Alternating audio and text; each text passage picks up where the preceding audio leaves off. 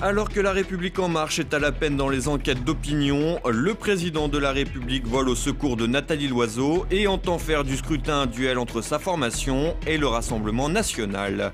10 ans après la vague de suicides survenue à France Télécom, l'ex-PDG de l'entreprise, Didier Lombard, a exprimé sa tristesse mais a nié toute responsabilité lors de l'ouverture du procès, une stratégie périlleuse en pleine période de contestation sociale. À un peu plus d'un an des élections municipales, le maire de Paris, Anne Hidalgo, pourrait déjouer tous les pronostics. Alors que son action est critiquée de toutes parts, les divisions chez ses opposants jouent en sa faveur. Madame, Monsieur, bonsoir. 2 Français tués au Burkina Faso. Dans la nuit de jeudi à vendredi, l'armée française a mené une opération pour libérer 4 otages, dont les 2 touristes enlevés au Bénin le 1er mai dernier. Si l'opération a été un succès, les pertes sont lourdes. 2 officiers mariniers, le maître Cédric de Pierrepont et le maître Alain Bertoncello, ont été tués. L'ensemble de la classe politique a salué le sacrifice des 2 militaires ayant permis la libération des otages. Et sans transition, Emmanuel Macron en campagne contre le Rassemblement national. Le président sort de son rôle institutionnel pour venir en aide à Nathalie Loiseau et désire faire du scrutin européen un véritable référendum, une manœuvre risquée. Je ne fais jamais, vous le savez, de pronostics sur le jour d'après, mais je mettrai toute mon énergie pour que le Rassemblement national ne soit pas en tête. Je suis là où je suis le président de tous les Français, mais je considère que dans le projet et celui que je porte pour notre pays, dans les choix que notre pays a fait dans l'Europe, il est très clair que l'adhésion à l'Europe, l'adhésion à l'euro, cette volonté d'être non seulement un membre fondateur, mais de porter cette ambition, ça n'est pas simplement un choix politique, c'est le choix de la nation française. Le président de tous les Français, censé être, selon l'esprit de la Constitution, au-delà des partis, entre bel et bien dans le jeu de la campagne des européennes. Interrogé en marge d'un sommet en Roumanie, à Sibiu, lors duquel il tentait d'établir une feuille de route post-élection avec ses collègues chefs d'État, le président Macron a fustigé le projet du Rassemblement national de Jordan Bardella et Marine Le Pen, qu'il qualifie de projet de désunion. Et pour s'attaquer au parti de Marine Le Pen, rien de tel que les grosses ficelles. Ainsi, Emmanuel Macron a expliqué son opposition au RN par le fait que lui est patriote français et européen. Et de reprendre les mots de François Mitterrand, le nationalisme, c'est la guerre. Drôle de référence venant tout droit du monde d'avant. Se lançant dans une diatribe anti-RN, le président s'en est pris au programme du Parti patriote, dérogeant une nouvelle fois à la règle qu'il s'était fixée, à savoir ne jamais s'exprimer sur la situation de son pays depuis l'étranger. La stratégie présidentielle est simple, faire du scrutin un référendum pour ou contre lui, une manière de réduire l'élection aux 2 seuls partis que sont La République En Marche et le Rassemblement national. Une stratégie qui vise notamment à écarter les Républicains du jeu électoral. Théoriquement, cela se tient, mais pas sûr que les électeurs de la droite parlementaire, convaincus ni par Emmanuel Macron et sa liste, ni par Marine Le Pen, l'entendent ainsi. La présidente du Rassemblement national a pour sa part pris acte de la volonté du président de faire de ce scrutin un référendum et l'a invité à prendre ses responsabilités en cas de défaite. Dans ces conditions, il faut qu'il fasse comme le général de Gaulle. S'il perd cette élection, alors il devra partir. Au-delà de l'opposition électorale entre La République En Marche et le Rassemblement national, c'est la campagne même du président qui pose question. En effet, déjà largement accusé de s'appuyer sur son grand débat pour faire campagne pour le scrutin européen, Emmanuel Macron met aujourd'hui à la disposition de son parti, en s'immisçant dans la campagne, les moyens de la présidence de la République. Une manœuvre qui ne respecte pas l'esprit de la Constitution, qui participe de la détérioration de la fonction présidentielle et qui illustre le manque de hauteur pris par le jeune président en place vis-à-vis de son rôle institutionnel. Politiquement, l'idée de partir en croisade contre le Rassemblement national est d'ailleurs le même angle d'attaque que celui de la candidate LREM Nathalie Loiseau, avec toutefois un vocabulaire un peu moins fleuri, le président n'ayant pas opté pour l'utilisation du mot « blitzkrieg ». La campagne semble en tout cas prendre un nouveau souffle avec l'appui présidentiel, un coup de main qui est le bienvenu pour la tête de liste Nathalie Loiseau qui peine à séduire. Et comme tous les moyens sont bons, les jeunes avec Macron ont même mis en ligne un jeu vidéo mettant en scène Nathalie Loiseau à la manière de Mario Bros. La championne LREM y chasse des cloportes et des opposants politiques comme Jean-Luc Mélenchon et Matteo Salvini.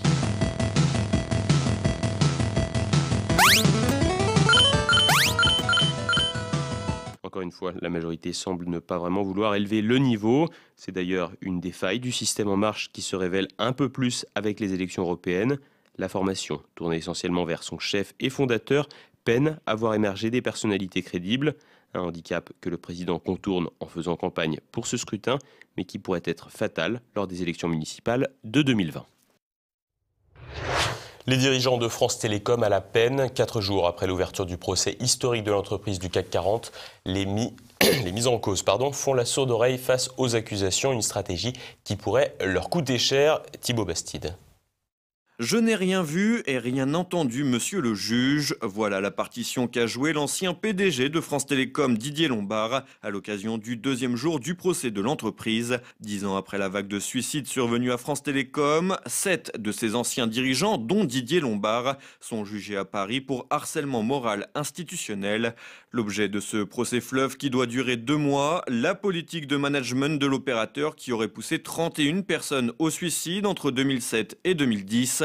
Dont 19 seraient passés à l'acte.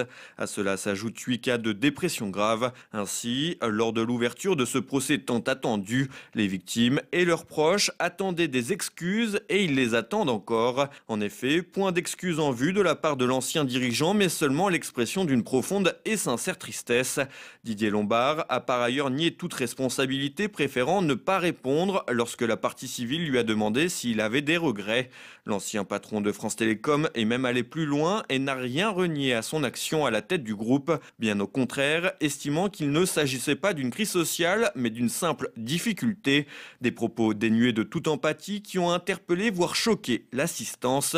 Pourtant, Didier Lombard a préféré rejeter la responsabilité sur les médias, coupable, selon lui, d'avoir sapé la réputation de France Télécom et d'avoir gonflé artificiellement les chiffres des suicides.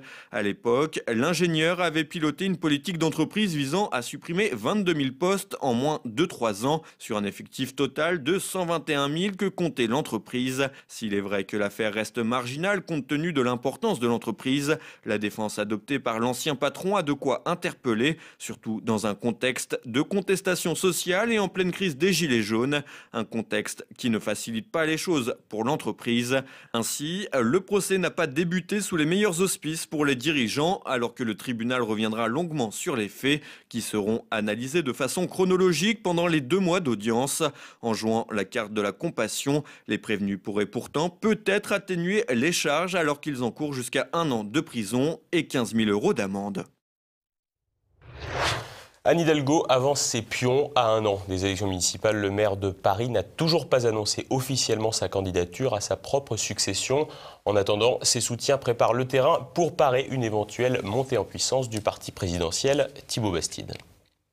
Le sous-marin Anne Hidalgo, à un peu plus d'1 an des élections municipales et alors que les regards sont pour le moment focalisés sur l'échéance européenne du 26 mai prochain, le maire de Paris avance ses pions afin de briguer un second mandat de 6 ans à l'hôtel de ville de la capitale.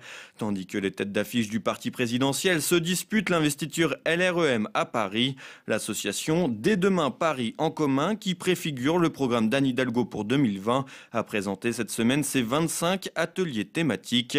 Un pion supplémentaire pour le maire socialiste sortant qui n'a pas encore officialisé sa candidature. En effet, l'édile de la capitale, dont le bilan est largement contesté par une grande majorité des Parisiens, ne compte pas sortir du bois avant la fin de l'année. Alors que sa candidature à sa propre réélection ne fait plus aucun doute, Anne Hidalgo affine sa stratégie et profite amplement des moyens et de l'exposition que lui offre son poste pour mettre en avant son action, comme nous le confirme Serge Federbusch, candidat Aimé Paris pour les élections municipales de 2020.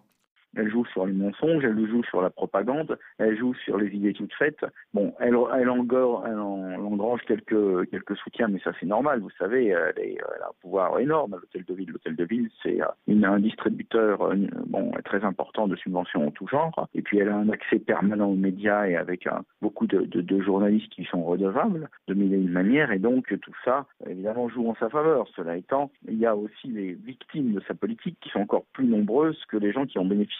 Parce que c'est une politique très clivante dont les bénéfices sont circonscrits à très peu d'individus en réalité.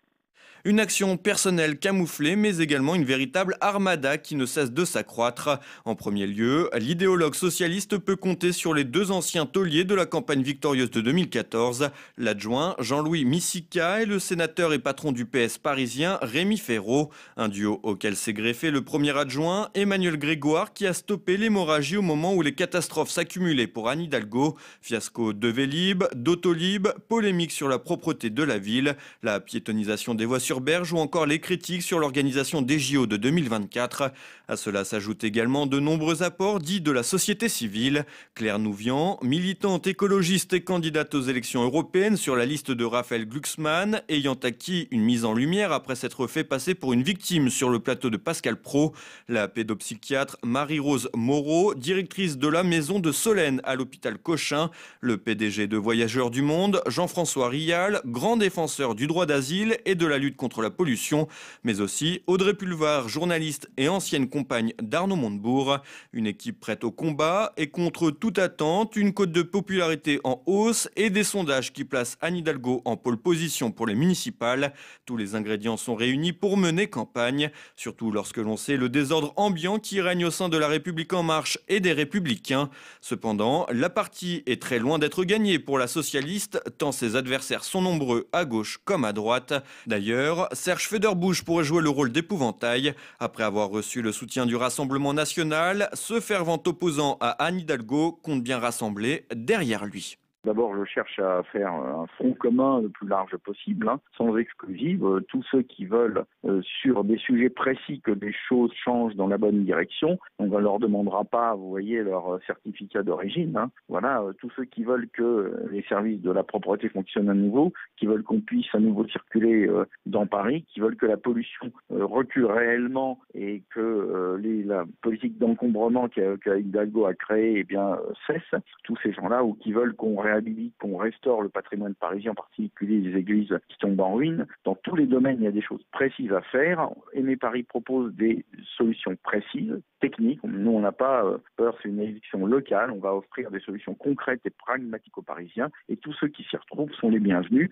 Et évidemment, les républicains, les électeurs républicains doivent échapper au sortilège du vote soi-disant utile. Avec Aimé Paris, vous pourrez non seulement les entraver, mais empêcher qu'elles se poursuivent, empêcher l'aggravation. Quand on voit les projets sur le périphérique, par exemple, qui sont complètement délirants, il faut mettre un terme à ça. Il faut arrêter le massacre, arrêter les dégâts. Et la seule manière d'arrêter les dégâts, c'est de voter pour des gens qui sont déterminés à les arrêter et pas pour des gens qui sont ambigus, qui sont dominés finalement mentalement, politiquement et idéologiquement et qui n'osent pas affirmer leurs valeurs. Donc avec Aimé Paris, on affirmera les valeurs de pragmatisme et de lutte contre les politiques qui ont été mises en place depuis 20 ans. Ainsi, la course à l'hôtel de ville de la capitale s'annonce plus que jamais indécise. Les paris sont ouverts. L'actualité en bref avec Floriane Jeannin. La France réapprovisionne l'Arabie Saoudite. Mercredi, le ministre des Armées Florence Parly a reconnu qu'un navire saoudien allait effectuer un chargement d'armes au large du port du Havre. Florence Parly n'a pas précisé la nature des armes qui seront chargées, ni leur destination, mais il pourrait s'agir de 8 canons de type Caesar que l'Arabie Saoudite pourrait utiliser dans la guerre qu'elle livre au Yémen, aux rebelles Houthis, minorité chiite soutenue par l'Iran. Face aux doutes persistants concernant l'utilisation d'armes françaises dans ce conflit meurtrier, le ministre des Armées a préféré botter en touche, affirmant que ces ventes d'armes faisaient partie de partenariats à long terme avec l'Arabie Saoudite et les Émirats Arabes Unis et qu'il n'y avait aucune preuve de l'utilisation de ces armes au Yémen. Rappelons à toutes fins utiles que 3 journalistes ont été convoqués par la DGSI après avoir publié une enquête sur l'utilisation de ces armes et que le parquet de Paris a ouvert une enquête pour compromission du secret de la défense nationale. La SNCF prend des couleurs à partir du 17 mai. Le groupe public va lancer une grande campagne LGBT dans 50 gares de France pour célébrer les 50 ans des émeutes de Stonewall de New York, date symbolique pour le lobby homosexuel. Ces gares sont invitées à afficher un drapeau et ou un éclairage aux couleurs de l'arc-en-ciel. Les émeutes de Stonewall sont considérées comme le premier exemple de lutte des gays, lesbiennes, bisexuels et transgenres aux États-Unis. Ça se bouscule au portillon. En avril, près de 110 000 migrants illégaux ont été appréhendés au poste douanier ou le long de la frontière entre les États-Unis et le Mexique. C'est la deuxième fois que le seuil des 100 000 est dépassé. Les familles et les mineurs non accompagnés ont représenté 64% des arrestations en avril et près de la moitié des adultes arrêtés étaient avec des enfants, ce qui pourrait faciliter leur demande d'asile. Au total, 460 294 personnes ont été arrêtées à la frontière avec le Mexique depuis le début de l'année fiscale 2019, soit le 1er octobre 2018. La mode est au papier, souvent qualifié de rétrograde ou appartenant au passé. Le magazine papier revient fort aux États-Unis. Après Facebook, Uber ou Airbnb, Netflix s'est lancé dans la publication d'un magazine intitulé Wide qui devrait promouvoir ses programmes. Les géants du numérique se servent de l'impression papier comme d'un support de communication pour leur stratégie marketing, comme quoi l'ancien a du bon. Méga magot pour un Français. Mardi, un joueur ayant validé sa grille dans l'Aube a remporté 25 millions d'euros à l'euro-million. La Française des Jeux ne révélera la ville et le nom du point de vente qu'après avoir remis les gains au gagnant qui a 60 jours pour se faire connaître. Il s'agit du premier gagnant français cette année à la loterie continentale. L'euro-million réunit plus de 20 millions de joueurs réguliers dans les 9 pays participants et le record des gains est détenu par un Portugais qui avait empoché 190 millions d'euros et par un couple de Britanniques qui avait remporté en 2012 la même somme. Reconstruire Notre-Dame à l'identique, c'est l'objet de la pétition lancée par le président de Debout la France, Nicolas Dupont-Aignan. Ce dernier, comme de nombreux Français, s'inquiète d'une reconstruction avec un geste architectural contemporain souhaité par le président. La tête de liste aux élections européennes nous explique sa démarche. Je dis aux Français, mobilisez-vous, car le président de la République veut un geste architectural contemporain. Cela a été relayé par M. Guérini, président d'En Marche, et en ce moment à l'Assemblée nationale se discute un projet de loi dérogatoire aux lois de l'urbanisme pour aller vite. J'ajoute qu'un concours international d'architecture a été lancé et il va de soi que si on regarde toutes les pièces de ce puzzle, c'est pour mutiler une deuxième fois Notre-Dame. Je ne peux pas l'accepter, c'est un lieu sacré avec le CNIP, Bruno Nort, avec Cécile Belle-de-Gessé, avec Philippe Thor, avec de très nombreux acteurs politiques. Nous lançons cette pétition nationale et nous appelons le maximum de Français à la relayer. Notre-Dame doit être restaurée à l'identique. C'est une question de principe, d'humilité, de respect pour les siècles passés et pour ce lieu sacré qui n'est pas un monument comme un autre, c'est une cathédrale. Et voilà, c'est bientôt la fin de cette édition. Comme chaque vendredi, vous pouvez vous procurer le quotidien présent de fin de semaine à la une européenne vers un match retour. Ce soir, retrouvez un numéro spécial des idées à l'endroit sur la géopolitique. Pour en débattre, Alain de Benoît reçoit Hervé Juvin, Pascal Gauchon et Gérard Dussouy. Également au programme de votre fin de semaine, le samedi politique avec Henri Guénaud, ancien conseiller spécial du président Sarkozy. C'est le sédentaire. C'est celui qui s'arrête, qui construit, qui organise le paysage, les institutions, qui cultive la terre.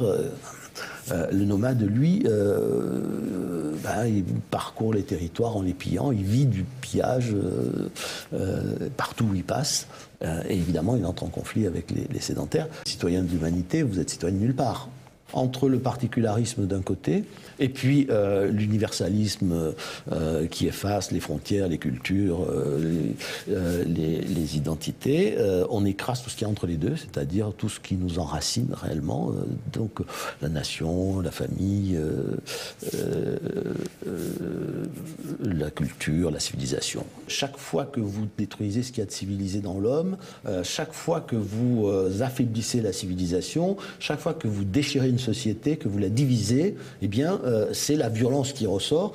À force de penser que dans notre société, tout ce qui n'a pas un prix sur un marché, tout ce qui n'a un prix en argent ne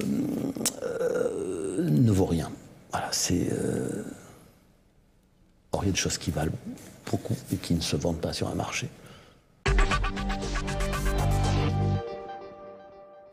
Et dimanche, Guillaume de Thieulois vous donne rendez-vous dans un Terre de Mission consacré à l'association et le Théros, au service des chrétiens d'Orient et des convertis. Et tout de suite, la France de Campagnole de Christian Combaz et Mes libertés politiques avec François Billot de Lochner. C'est maintenant la fin de cette édition. Merci de votre fidélité. Bonne fin de semaine à tous. À lundi. Bonsoir.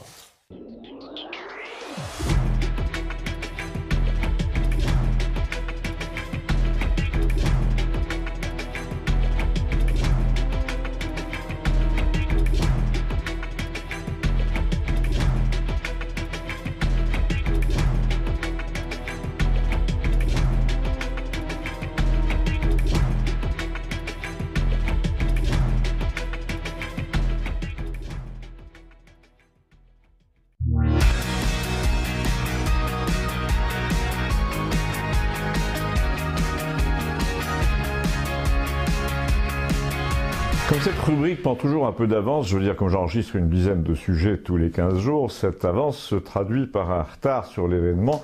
Et l'événement qui est derrière nous, c'est la messe de Pâques au village.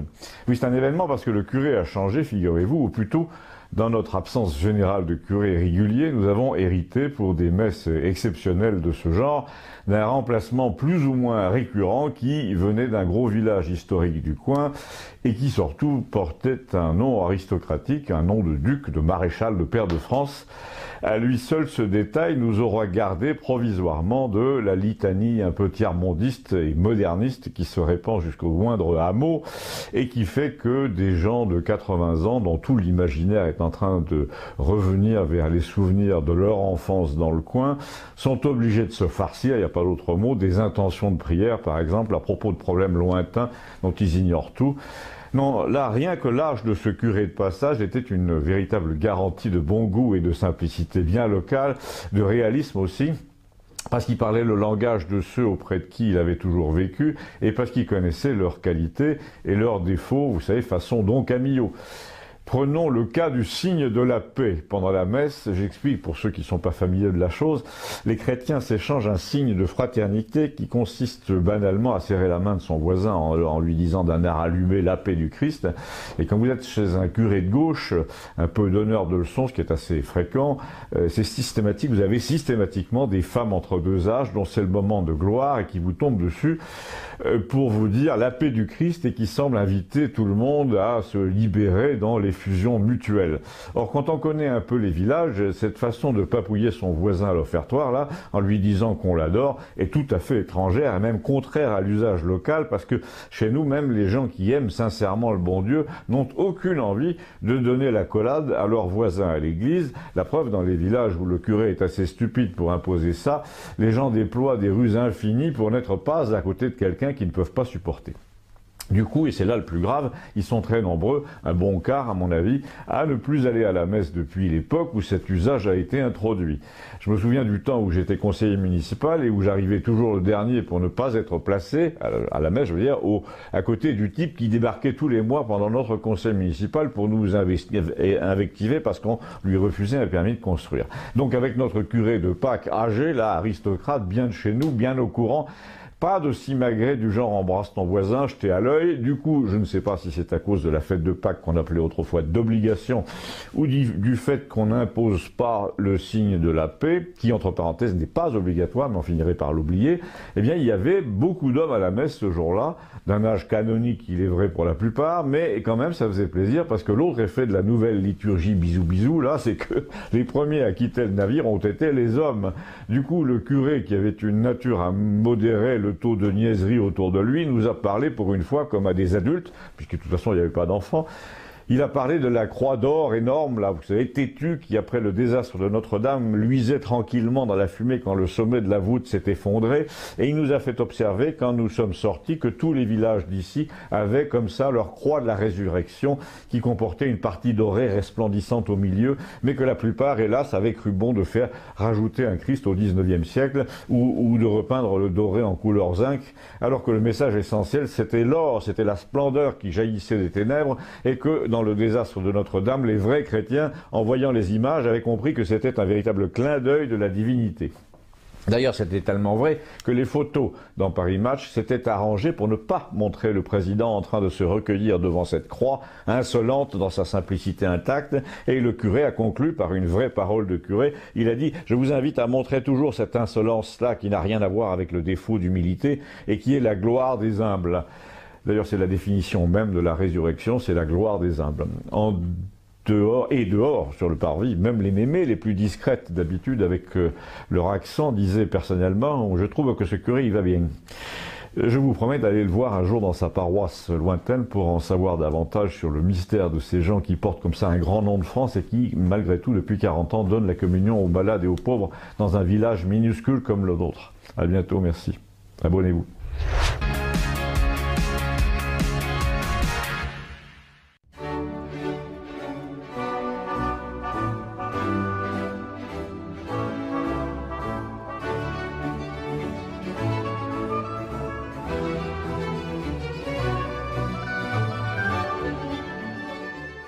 Un journaliste du journal Causeur a pris son courage à deux mains et s'est rendu à Stockholm pour rencontrer la star du climat, la déesse du bilan carbone, l'égérie du GIEC. J'ai nommé Greta Thunberg, la jeune lycéenne qui émeut les foules en prononçant de vibrants discours sur le chaos climatique. Le journaliste voulait lui poser quelques questions sur le climat, hors des sentiers rebattus. Mal lui en a pris. Quelle ne fut pas sa surprise de constater que la demoiselle dispose d'un servir d'ordre très bien organisé, destiné à écarter tout gêneur potentiel susceptible de venir perturber son petit manège médiatique. Impossible donc de lui adresser librement la parole. Il fut gentiment, mais fermement écarté. Le disque de Greta tourne tout seul et gare à celui qui voudrait obtenir d'elle une autre chanson. Des cerbères veillent sur elle et au moindre signe de danger l'enlèvent au sens premier du terme pour empêcher que ça déraille. Et coup de théâtre pour ceux qui y croyaient encore. La demoiselle n'y connaît strictement rien sur le climat. Elle n'a rien à dire. En revanche, elle est passée maître dans l'art du selfie, de la photo de groupe, de la dédicace avec les jeunes, les moins jeunes, les petits et les grands de ce monde. Et en voici la preuve irréfutable, comme je l'avais déjà indiqué.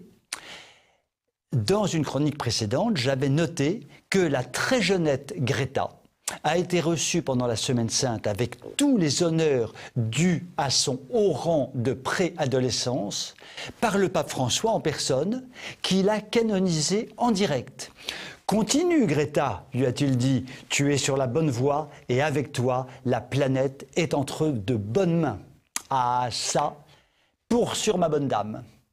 En fait, Greta Thunberg ne dit rien et passe son temps à exciter les peurs. Mais attention, il n'est pas question de la faire passer pour une extrémiste. On le sait, il y a les bonnes peurs côté gauche et les mauvaises peurs côté droit.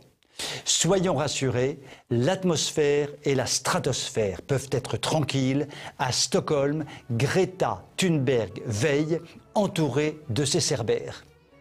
Vous pouvez m'écrire si vous le voulez. À très bientôt.